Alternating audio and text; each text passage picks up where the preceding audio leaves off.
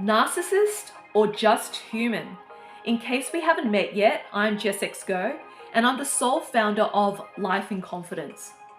I'm simply sharing from my perspective and my perspective only, and that is, you could say, a spiritual one. I am not a psychologist or a psychiatrist. I do not operate and work in the clinical system. So, with that being said, the word narcissist is so commonly used left, right, and center. Whenever is someone defending their ego, they are a narcissist. You know, what are ways that people defend their ego? Is through self-inflation, right? They want to make themselves look good in a bad situation because they're protecting their reputation. Diminishing people, bullying people, harassing people, because they want to be in control of the situation. They want to be perceived as superior. And they can also defend their ego by presenting this false sense of charm and warmth that attracts people into their atmosphere. And this then creates a power struggle when someone then buys into their charm and finds themselves victim to it, right? And so personally, I just feel that person is defending their ego rather than a narcissist, because the word narcissist has been created by psychiatry. And if you go down the rabbit hole, how psychiatry was created and set up, it's designed to cap the consciousness of humanity, to stay stuck in labels through ego. And this is how they create mind control, is through these labels. That you got this, you got that, you can't be healed, you can't be cured. Whatever the statement is that keeps you in limitation. From a spiritual perspective, the way I see it is that it's just all levels of consciousness that we're operating from. When people are locked and trapped in their ego, they are operating from a low level of consciousness. They're not trusting the triggers, the situation that they find themselves in. They're not trusting the healing journey. And so they have this need to constantly control, manipulate people in order for them to feel safe. That's ego, right? But if we do not come from a place of ego and we see things for what they are, and we're detached from the drama and we see it for what it is, we are in a higher state of consciousness, because our spirit knows that I don't need to get involved in this. I don't need to feed off that person's drama through ego. I can just be a bigger person. And that has been my approach dealing with people who are narcissistic, if you want to put it that way, or just defending their ego, because we all have one. And so when I can see when someone's defending their ego, it's because I know myself when I'm defending my ego. And if I want to dive deeper into the narcissistic wounding, why is it that narcissists have a self-inflated ego or image of themselves that they present? Why is it they're so charming? Why is it that they're so intoxicating with this sense of superiority and dominance that we find ourselves caught up in, this power struggle dynamic, this trap? And we find ourselves caught up in this trauma bonding where we're made to feel special, and then all of a sudden we're used and we're diminished and we're bullied, and it becomes this yo-yo experience that it keeps us stuck in this state of confusion. He loves me not. He loves me not. Or she loves me not. She loves me not. And when we look into this wounding, it's all to do with betrayal. So narcissists, or people who are deeply attached to their egos, they're protecting themselves from being hurt.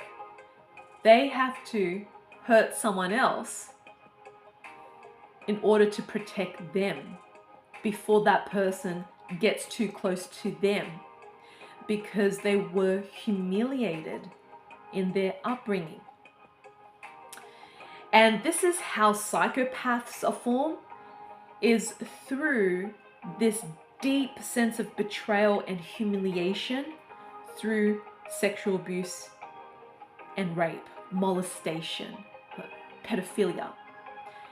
This is how we create psychopaths, because they never felt safe in their environment. There was no sense of control at all, and their psyche has been fractured, if not split.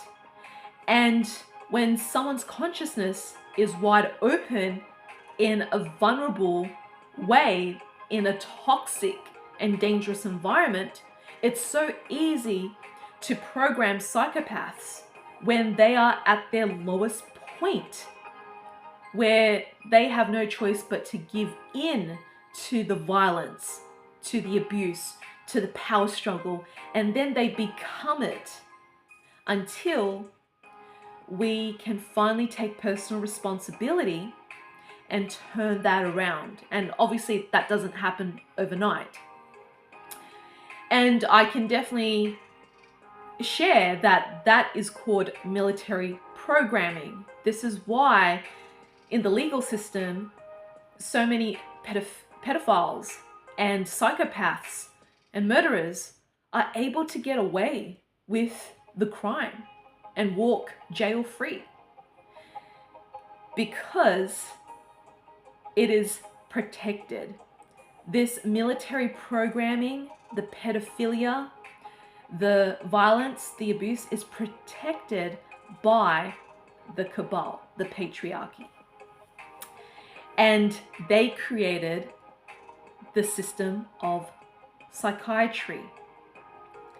All these labels. You got depression, you're a narcissist, you're this and that. So this is a red pill perspective of the way I'm seeing this. And you can just take this with a grain of salt, or perhaps you really resonate with the truth that I'm sharing here in this transmission. The choice is up to you. And so what I'm saying is that narcissists suffer from a deep sense of humiliation, betrayal, and shame because of the abuse that they've went through, and they've created this shell, this armor that has protected them by then being the perpetrator. And unfortunately, it circulates trauma until they have the awareness through consciousness, not through ego, to wake up. And that's why I'm saying that everything we do is through the different lens of consciousness, whether it's low, medium, high, however you want to rate that. So when we have the awareness, that is the beginning of the healing journey, is through awareness, and to make the right choice to do something about it, to turn it around. I can also say from my personal experience that in the past, I used to attract narcissistic men in my life through mentors, healers, through men, relationships. And that is linked with my father, who represented the wounded masculine, the patriarchy. He's the byproduct of it. And through that, in that wounding of narcissism, I too was carrying that signal of narcissism by presenting this false sense of persona through charm and arrogance and pride to cover up the humiliation and pain that I was experiencing, because I didn't want to share with anyone the shame that I was going through. And through that, yes, I played my part in tormenting men verbally, and to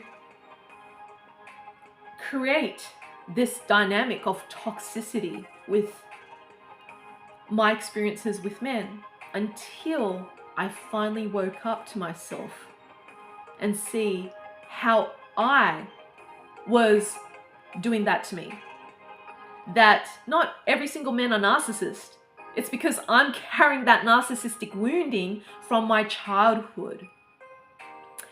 And how my heart has been so shut down from feeling the humility of that shame in order to turn things around and to start melting away these masks that has protected my narcissistic wounding for such a long time. And so through that journey, which wasn't easy, it has helped me that humility is the way to see people and to see ourselves, not through a hard heart, through ego, because we create more of what they're giving back to us. So if you feel you got something out of this video, please comment what you got from this below. And also subscribe to my YouTube channel, give this video a like, and share it with your loved ones who are in need of this transmission. When a narcissist is able to turn around their wounding, they become powerful leaders. They lead from their heart because their heart is wide open. And I am sharing this with you because of my personal journey of healing my inner narcissist, or my narcissistic wounding, or perhaps it's just elevating my consciousness from being so much in my ego and in my armoring and conditioning to being more in alignment with God, with my life force energy, with spirit. And I'm still human too. There's still layers of ego and conditioning that I'm still unraveling as well. So when we choose to see that person as a human being who's in so much pain, rather than putting a label that they're a narcissist, then we are able to see them a lot more clearly, without the division and separation, but from a place of softness and awareness. And through that, we can then transform that pain within ourselves, and we are able to then see the other clearly, just as they are. If you struggle with this and you would like to dive deeper in your healing journey with me, you can attend to my upcoming workshops, Transforming Trauma, Conscious Relationship, and I have another one that's coming up that I'm so excited to share in different parts of the world. I'm also running my Autumn Equinox Women's Healing Circle. That's online, and you get access to the replay for 1 month just for women. And I also have my Inner Child Healing course that you can enroll in to start disarmoring layers of protective armoring that's covering up your triggers, your pain, and your emotions, so you can then finally integrate more love, more wholeness and integration within yourself to really embody who you really are, that connection with Source, with God. If you prefer to work with me privately, I do work with clients one-to-one in a one-day personalized retreat experience in person, or online in a 3-month container called Find Yourself and Trust, where you are ready to turn your life around 180 to be the person that you came here to be, that you won't be able to recognize, and for you to finally make peace with your loved ones and with your life.